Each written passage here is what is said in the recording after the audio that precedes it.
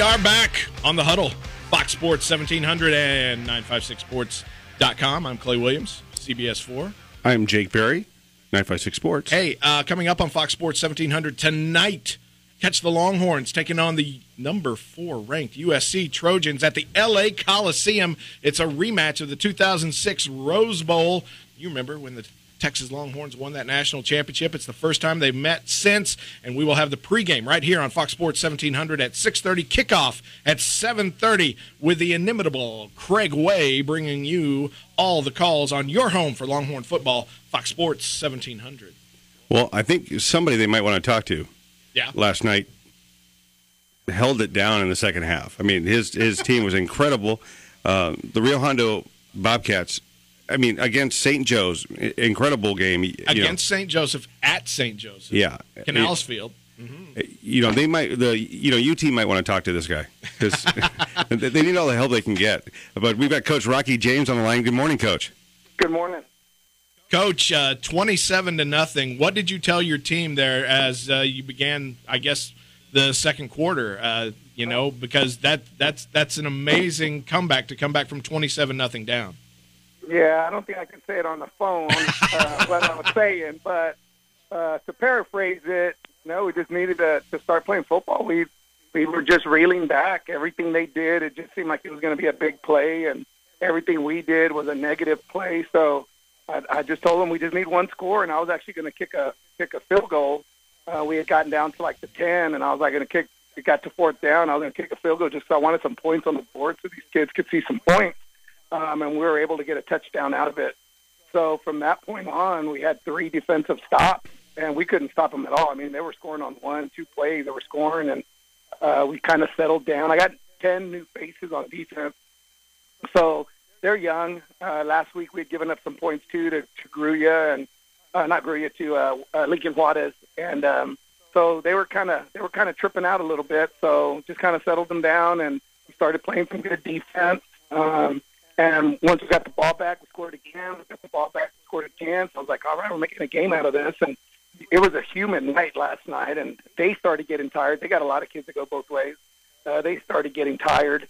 Kai Money goes both ways. He's the punt returner. He's in everything. So he started getting a little bit tired. So I was like, hey, we got a shot here. And we went in at halftime down, 27-20.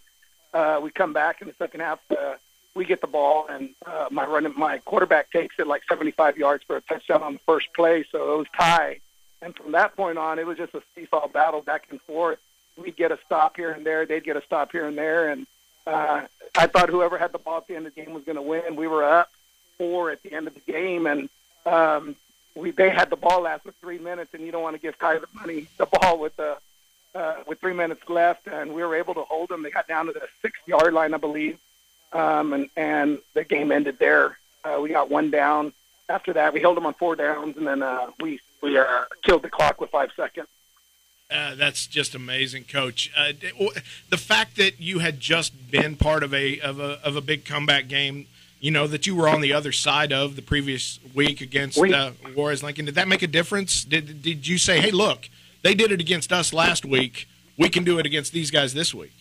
Yeah, that was basically our halftime. Part of our halftime speech was that Lincoln Juarez did it to us, and they're a good football team this year. And I knew they had potential to do it. They had some big play weapons, and I know I have those guys also. So basically, that was part of our halftime speech is just going out there and just taking a play at a time.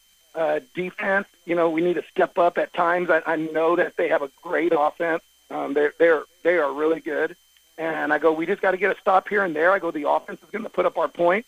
And basically that's what happened. We were able to start getting points on the board. The offense just started clicking. And defensively, we got a couple of stops. It's very tough to stop those guys when they start rolling. It's a really good offensive team. I faced them last year, and they beat us last year. And so I knew what I was facing. They have a lot of those kids back. And with Kai back there, anything's possible for that team. He is just so fast. Last night, for whatever reason, he started trying to throw the ball a lot more than normally from what we've seen on film because he's a very good runner and they run him a lot. It seemed like if we would stop him on first down, they were going to throw the next 2 down. So we were kind of we could figure them out a little bit more. We could change our coverages because of that. It just seemed like they try to run the ball once and we stuff them, and then after that it was a passing game the whole time. Now, how do you use this game? I mean, you're still a little bit away from district. How do you guys use this as a teaching moment? Because it's an early win. It's a great win. It's just a building block for these guys, for these young guys, to know that, hey, the game is 48 minutes. And Tino, even we got together after the game with all our kids together and prayed, and Tino spoke a little bit and I spoke a little bit, and that was Tino's thing, that, hey, Bobcats, y'all played 48 minutes and we didn't play our 48 minutes. And that was the difference in the game, is that our kids never gave up. So I think as a teaching tool that, hey, the game is never out of reach. I mean, 27-0 in the first quarter. I honestly, on the side, I was thinking, man, I hope these guys don't shut it down. This game could get to the 60s if and we not have anything. If these guys just shut it down, and it's very easy to shut down in a game like that. I haven't never been a part of a game like that where, in a game like this, where we're down and, we come storming back. So it was great to be a part of, and I know it's fun for the fans to watch. I've had 1,000 phone calls about what a great game it was, and I was like, me being a defensive guy, I didn't see too many good things that happened last night. So defensively, we got a long way to go and to get this team where we want it. But overall, it's just having that energy to come back in a humid night and be able to get it done. I mean, both sides were extremely tired. Even in the third quarter, I was pulling guys out. I was changing the whole line out as they were standing there calling their plays. We were changing guys out like crazy last night just because everybody was tired. They were turning to us on the sideline. And I'm like, hey, you got to keep going, man. They're in a no huddle, so it's very difficult to change personnel. So when they would run a play that would go to their sideline, and we'd be yelling at our guys to get off the field, and we'd be changing them in and out, even secondary guys. I mean, we were cashed last night bad. Like a hockey game. I know, yeah. Got guys coming over the boards, line changes all the way around. Well, I kind of wanted to ask you about that, Coach. You said a defensive coach, but you also said, 10 new faces on this defense. It kind of works for this you need this offense to stay on the field as much as possible, right? And I mean, you guys did. You had, Tyler Bush had 188 rushing, Adrian Torres with over 100 rushing. You guys, and even the touchdown passes you had were all short passes within 10 yards. You try to keep your offense on the field like as much as possible, right? Just to give your defense a breather, especially in a game like that against a no huddle offense. Yes, and see, we're a no huddle too, but I knew from last year's experience, you can't have two fast teams out on the field because something's going to give, and it was us that was given. So going into the second quarter, I told my coach, hey, we're going to use the whole clock. We don't have to huddle, but line up and use the whole clock. From this point on, we're going to use the whole clock. And so we slowed it down, completely slowed it down. I go, look, my guys need a break. They're already extremely exhausted, and it's only the first quarter. And so we slowed it down the whole rest of the way, and that's what helped us. We were able to get some breaks.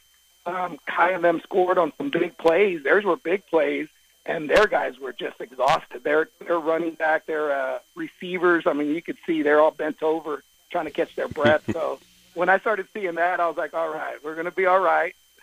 They number 6, I don't know his name for them, but he is just a beast. He's like 6'1" and can run. I think that's Pablo, yeah. Yeah, Pablo. God, he's unbelievable. So he was running by my guys, and my fastest guy I had on him, and he was still just running by him. So I knew I was in trouble when that happened. I figured I'd man up that kid on him the whole night, and we tried it, and Pablo got the best of us, that's for sure. Well, who's next on the schedule for you guys? We have Hidalgo, and then we have a really good Gruya football team that's playing really good football right now.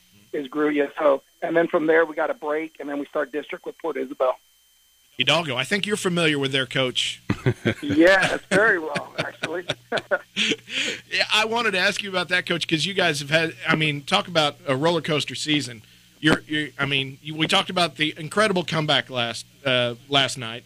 another heartbreaker of a game the week before, and then your first game that was supposed to be at home, canceled, and you guys, went out into the community because Sinton was not able to come down that close soon after Harvey.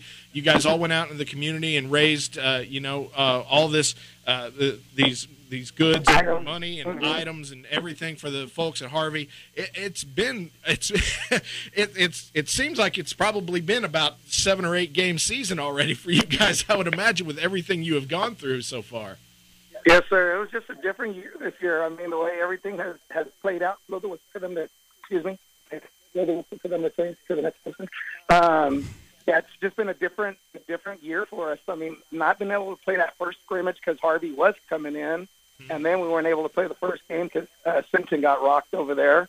And so we had waited a long time for this game, and then during that time, all this relief is going on, and so we get involved in it because we don't have anything to do except practice, and that was kind of getting a little bit old for us going against each other. So we got involved. Our superintendent, Ismael Garcia, a great guy, and he was able to put this whole thing together, and we started having kids bring items, and other kids were bringing money, and then we said, we'll go help there at the news station, and that we would help load up the 18-wheeler. We had a real Hondo 18-wheeler out there, and we were able to work for about an hour loading for the relief. So it was a great time, and it's great for these kids to want to help. Our kids in Real Hondo are fantastic. They're willing to put their time in and do whatever is necessary.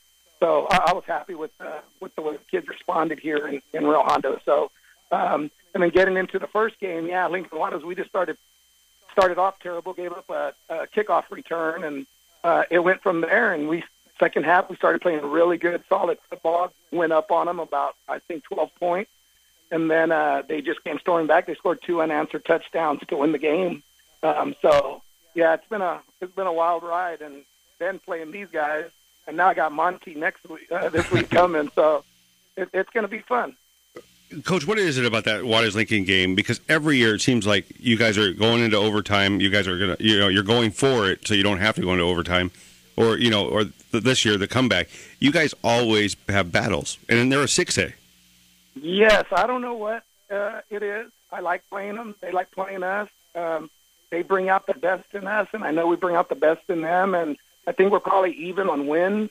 But it always goes down to the wire. I know one year I went for 2 because my kids were exhausted, and it was the first game, and I was like, I need to get off the field here. Let's go for 2. We didn't get it.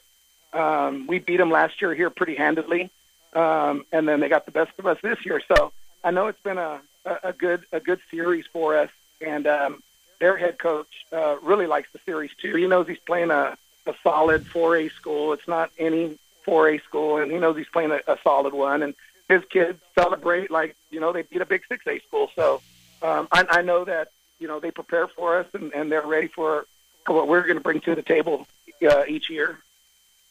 Well, Coach, I know that you have to be happy, and all of Black and Gold Nation has to be happy to finally get a home game this week. It's going to be nice to not have to get on the Yellow Dog and travel somewhere, right?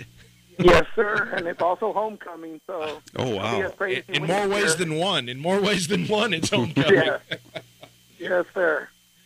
Well, that's fantastic. Rocky James, head coach of Rio Hondo's Bobcats, after a huge come-from-behind victory last night, an unbelievable game. Sounds like a war of attrition out there. Want to thank you so much for joining us on the Huddle on Fox Sports 1700. Thank you for having me, guys. Thanks, Coach. All right, bye-bye. Rocky James, and the only reason I put him first was, he brings the sex appeal. So now we have moms, everybody's listening right now. He hasn't aged. You ever look at this guy?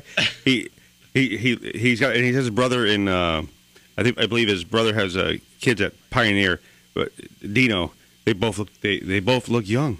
I mean, they still look the same age as when I met them 10 years ago. Wow. Hey, that's impressive because coaching can take a toll on I these know. guys. Well, I guess when you're winning, it doesn't. Yeah, that's true. So,